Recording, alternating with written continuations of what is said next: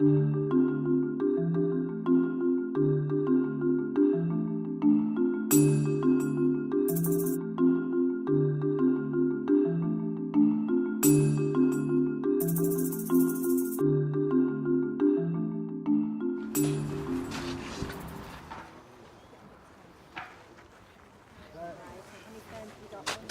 minutes left.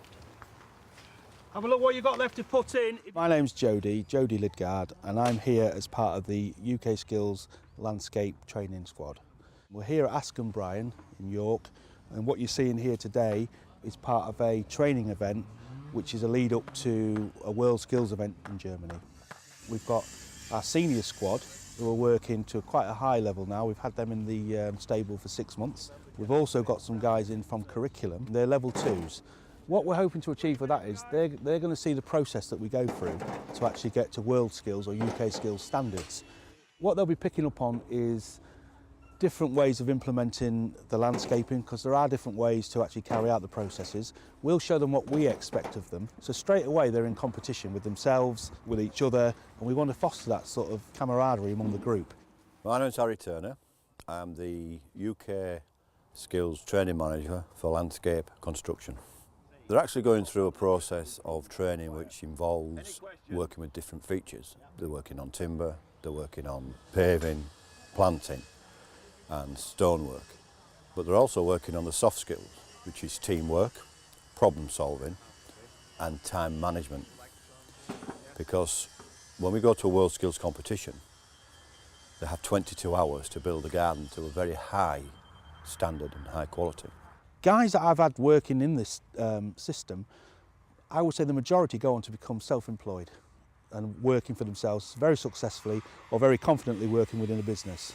So I can't perhaps quantify it in monetary terms of what the guys get out of it, but in personal skills and career achievement, it's a building block, it's a stepping stone to greater things, absolutely. Build it up. We're making these guys employable. We want them to go out and be able to take a job on and work that job and stay with that job. As a lecturer, I could be responsible for 50, 55 years of career for any one individual student. I need to be at the top of my game to do that. I need to be passionate about what I do, because if I'm only giving that guy half of what he should be getting, then he might not stay in this industry for 50 years. But potentially at 16, they could be in the industry for that long. We need to make sure that we're giving them everything we can give them. You've got 45 minutes starting now. When you get the level 2s to come in and do these 5 days training with us, we raise their game by 25%. It's been weighted out about 20-25%.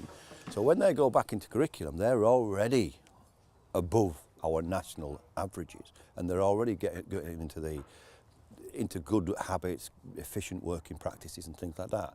And the journey from that to where the squad are now is absolutely phenomenal, because you can see this rise in their skills and how they conduct themselves, how professional they become, and how they focus on timings, focus on quality.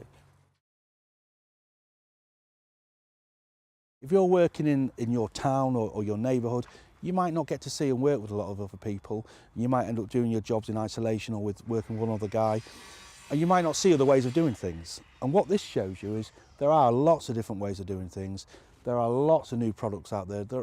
There are different styles that you can look at. And you get that opportunity through this process to actually broaden your horizons massively.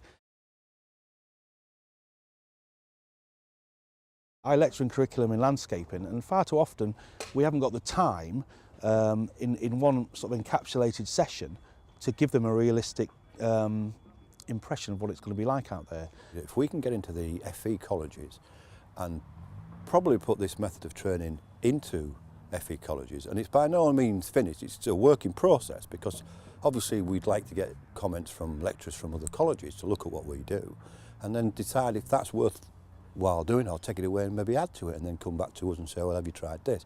So it's an ongoing process, but I found it works very successfully. You get the young people coming in who are keen and want to do this. Now, and that's unusual for young people who want to come in and do it and be keen to do it. Like this week we've got 7 in, level 2s. It's the Christmas holidays and they've come in to do some extra training. So that must say something. People come along to the WorldSkills process and they come through this and they go away from this, and that's great. But what happens to people who are actually in the mainstream education? Can this be of benefit to the curriculum? I think it can be of benefit to the curriculum, but we need to see how this can dovetail into what's happening on delivering curriculum.